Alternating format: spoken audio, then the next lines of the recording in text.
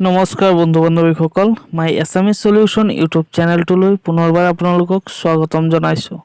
আৰু এনেকুৱা জিকে ৰিলেটেড ভিডিঅ' পাই থাকিবলৈ আমাৰ চেনেলটো ছাবস্ক্ৰাইব কৰিবলৈ নাপাহৰিব। তো বলক আমি ভিডিঅ'খন আৰম্ভ কৰোঁ। ফাৰ্ষ্ট কুৱেশ্যন, অসমৰ কোন ঠাইক তৈলনগৰী বুলি কোৱা হয়? তো ইয়াৰ শুদ্ধ উত্তৰটো হ'ল অপশ্যন এ ডিগবৈক। ডিগবৈক আমি তৈলনগৰী বুলি কওঁ। নেক্সট কুৱেশ্যন, ভাৰতৰ প্ৰথম তেল শোধনাগাৰ কোনটো? ইয়াৰ শুদ্ধ উত্তৰটো হ'ল অপশ্যন এ ডিগবৈ। ডিগবৈ হ'ল ভাৰতৰ সৰ্বপ্ৰথম তেল শোধনাগাৰ। নেক্সট কুৱেশ্যন, ডিগবৈ তেল শোধনাগাৰ কিমান চনত স্থাপন কৰা হৈছিল?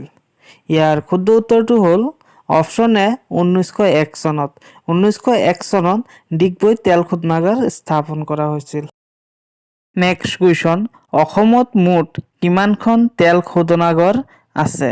ইয়াৰ শুদ্ধ উত্তৰটো হ'ল অপশ্যন এ 4খন। বৰ্তমান অসমত 4খন তেল শোধনাগাৰ আছে। নেক্সট কুৱেশ্যন, অসমৰ কোন ঠাইক চাহৰ ৰাজধানী বুলি কোৱা হয়? ইয়াৰ শুদ্ধ উত্তৰটো হ'ল অপশ্যন ডি যোৰহাট। যোৰহাটক অসমৰ চাহৰ ৰাজধানী বুলি কোৱা হয়। নেক্সট কুৱেশ্যন, ইন্দ্ৰধনুৰ কবি বুলি কাক জনা যায়? ইয়াৰ শুদ্ধ উত্তৰটো হ'ল অপশ্যন বি ডিম্বেশ্বৰ নেওগ। ডিম্বেশ্বৰ নেওগক ইন্দ্ৰধনুৰ কবি বুলি জনা যায়। কুৱেশ্যন, অসমৰ প্ৰথম মহিলা বিশ্ববিদ্যালয় ক'ত অৱস্থিত? ইয়াৰ শুদ্ধ উত্তৰটো হ'ল অপশ্যন এ যোৰহাট। যোৰহাট জিলাত অসমৰ প্ৰথম মহিলা বিশ্ববিদ্যালয় অৱস্থিত। নেক্সট কুৱেশ্যন, অসমৰ মৰাপাট কল ক'ত অৱস্থিত? ইয়াৰ শুদ্ধ উত্তৰটো হ'ল option C Silghat.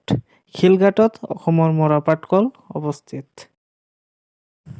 Next question, Panidihing অভয়াৰণ্য কোনখন জিলাত অৱস্থিত? ইয়াৰ শুদ্ধ উত্তৰটো হ'ল অপশ্যন চি শিৱসাগৰ। শিৱসাগৰ জিলাত পানীদিহিং অভয়াৰণ্য অৱস্থিত।